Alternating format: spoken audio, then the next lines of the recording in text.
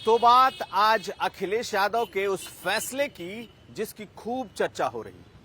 अखिलेश यादव ने अचानक कांग्रेस पार्टी को आज एक और शॉक दिया है और ये झटका है 16 सीटों पर उनके उम्मीदवारों की लिस्ट का। जी हां, कांग्रेस पार्टी को भी आज बिना कॉन्फिडेंस में लिए हुए, यानी कि बिना विश्वास में कांग्रेस पार्टी को लिए हुए अखिलेश यादव ने 16 सीटों पर अपने उम्मीदवार उतार दिए।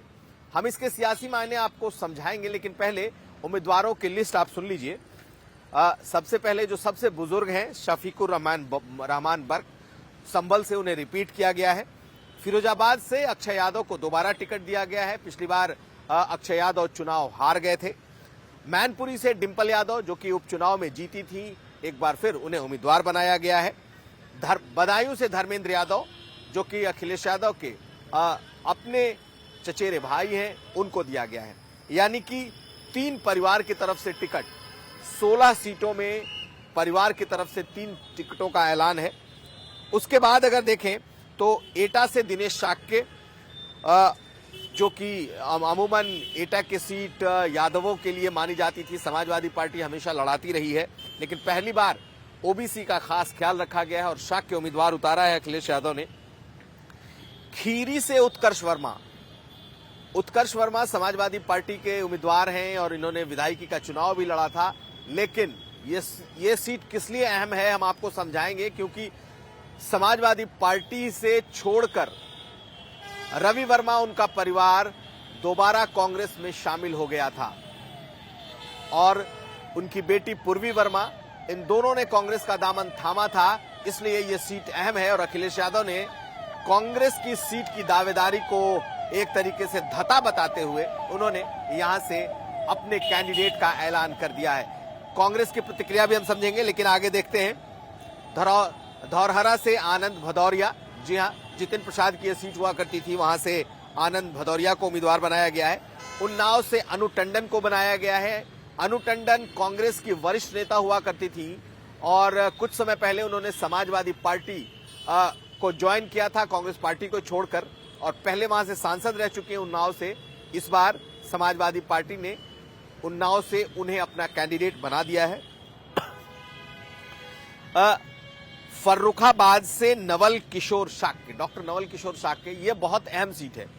फर्रुखाबाद इसलिए क्योंकि फर्रुखाबाद से ही कांग्रेस पार्टी के सलमान खुर्शीद का दावा है। जी हां, सलमान खुर्शीद कांग्रेस के वरिष्ठतम नेताओं में एक, मुस्लिम चेहरे, प्रदेश अध्यक्ष रह चुके हैं, केंद्रीय मंत्री रह चुके हैं और फर्रुखाबाद से सांसद रह चुके हैं, और वो उस कमेटी में हैं जो कमेटी अखिलेश यादव से सीटों का नेगोशिएशन कर रही है।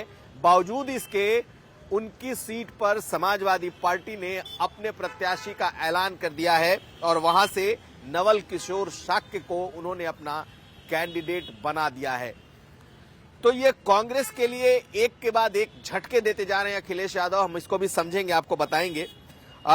उसके बाद देखें तो लखनऊ से रविदास मेहरोत्रा, जी हां, लखनऊ सीट पर कांग्रेस का मजबूत दावा है।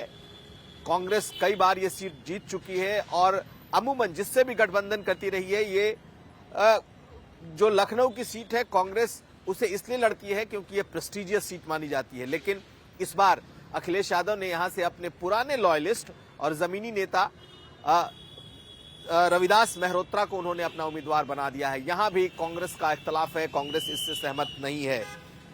अकबरपुर से राजा रामपाल हैं, बांदा से शिवशंकर पटेल हैं, फैजाबाद से अवधेश प्रसाद हैं।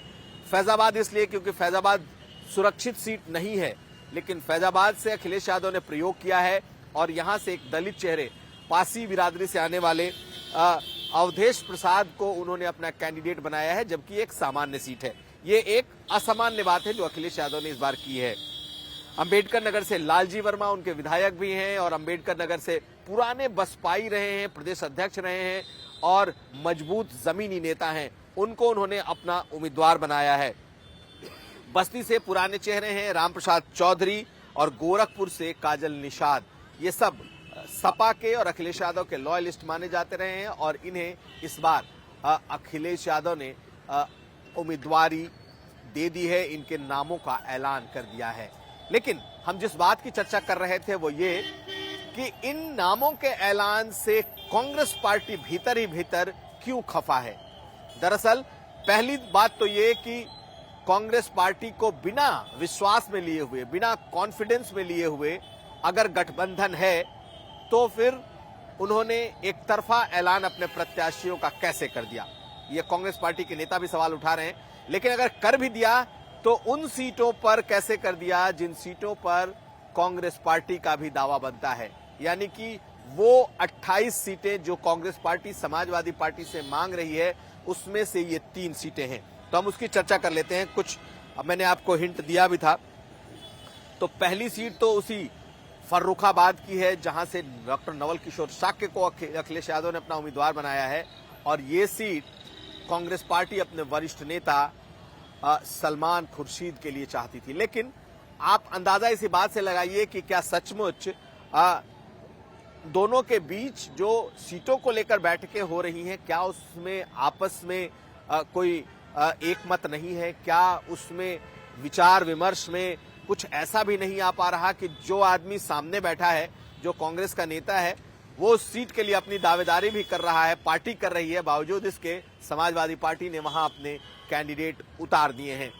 यानी कि अब कांग्रेस पार्टी के लिए गठबंधन में करने को क्या बचा है ये भी समझेंगे। दूसरी सीट जैसा कि मैंने आपको बताया खीरी की सीट है, और यहां से उन्होंने उत्कर्ष वर्मा को अखिलेश यादव ने उम्मीदवार बनाया है।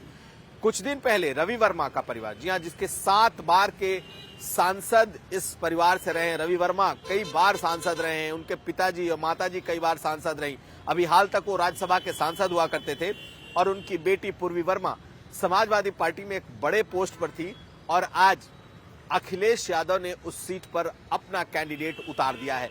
यानी कि अब ये बात साफ हो गई कि कांग्रेस पार्टी में जिन लोगों ने कांग्रेस पार्टी का दामन थामा उनके लिए कोई बहुत अच्छी स्थिति नहीं है, और साफ कर दिया है कि यहां पर सपा का ही उम्मीदवार लड़ेगा। यानी कि यहां भी कांग्रेस पार्टी को झटका, खीरी में भी, इसके अलावा अगर आप देखें तो फर्रुखाबाद में भी और लखनऊ में भी, क्योंकि लखनऊ की सीट प्रेस्टिजियस है और समाजवादी पार्टी के बजाय कांग्रेस पार्टी इस सीट को लड़ना चाहती थी।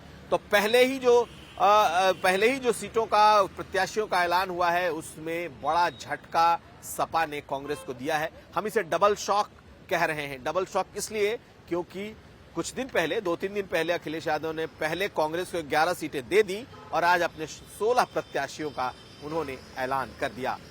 अब देखना है कि इसके बाद क्या गठबंधन में और बातें आगे चलती हैं या नहीं।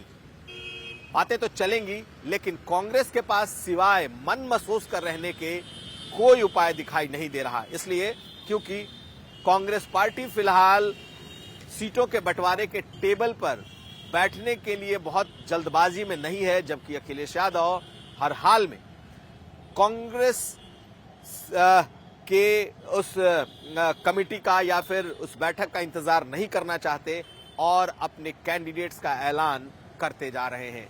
तो दोनों के बीच बहुत साफ है कि बहुत सामंजस्य नहीं है, विश्वास नहीं है और बातें बनती हुई नहीं दिख रही हैं।